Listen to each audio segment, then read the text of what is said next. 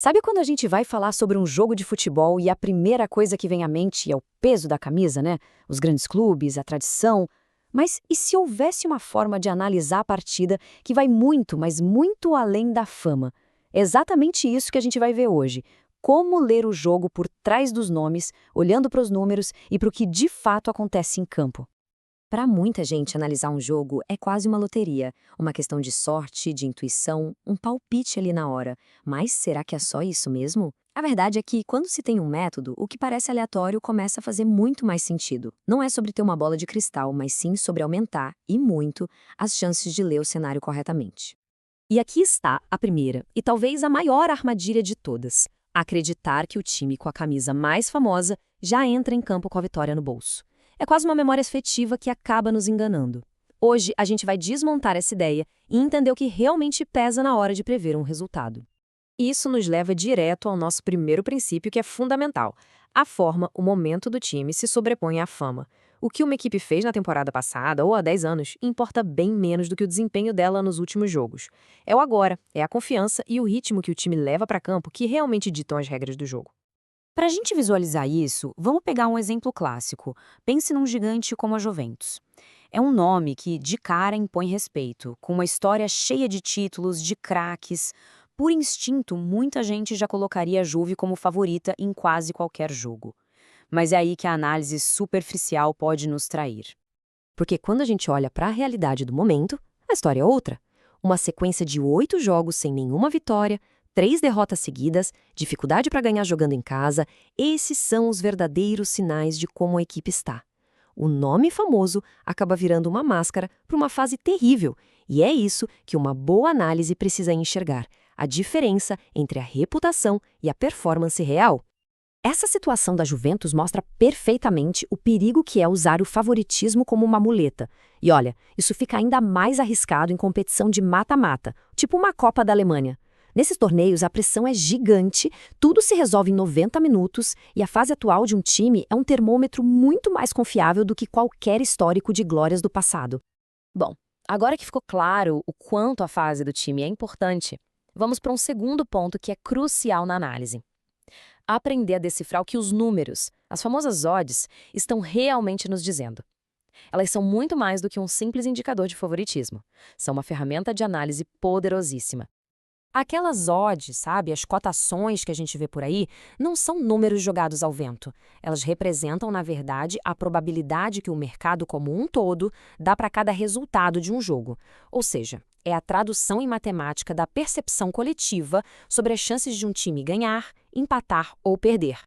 E o mais legal é que não precisa ser nenhum gênio da matemática para traduzir essas odds em porcentagens.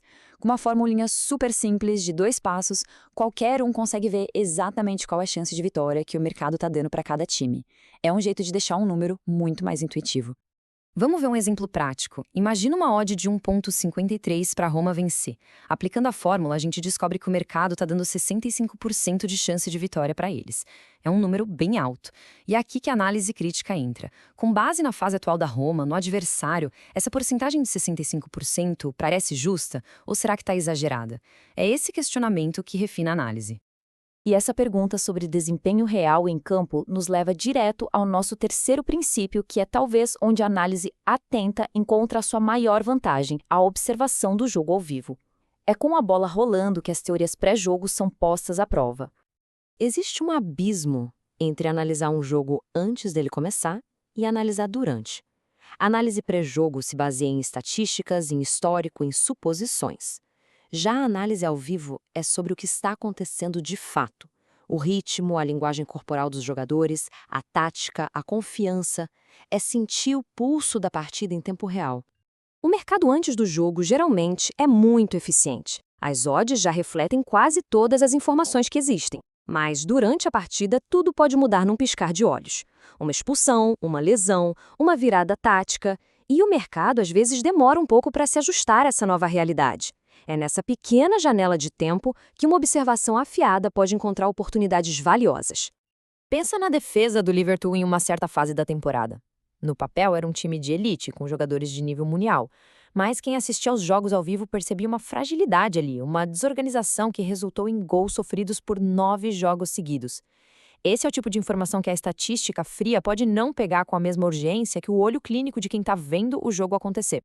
E essa observação ao vivo nos leva ao nosso quarto e último princípio: entender que cada jogo é uma história única. Nenhum confronto acontece no vácuo.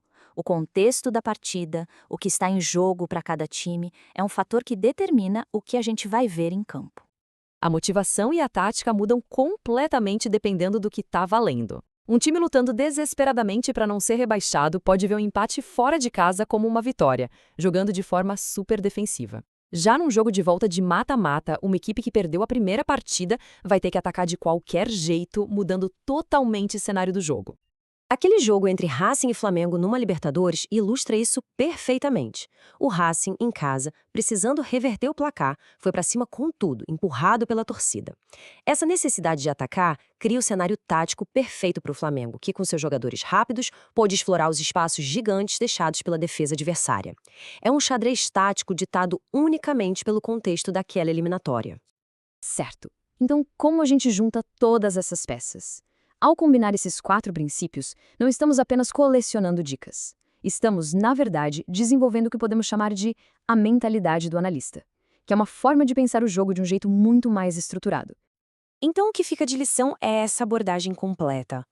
É sobre olhar o momento do time, não só a sua história, é usar as probabilidades para começar a questionar o mercado, não aceitá-las como verdade, é priorizar a observação do jogo com olhos críticos, entender o que está em jogo e, acima de tudo, conseguir separar a paixão de torcedor da análise racional. Porque, no fim das contas, essa frase resume tudo. O clubismo não ajuda ninguém a entender o jogo melhor. A análise fria, objetiva, é uma ferramenta. O desejo de que um time ganhe é uma emoção. E para uma análise que funcione, as decisões precisam ser baseadas em evidências e não na nossa torcida.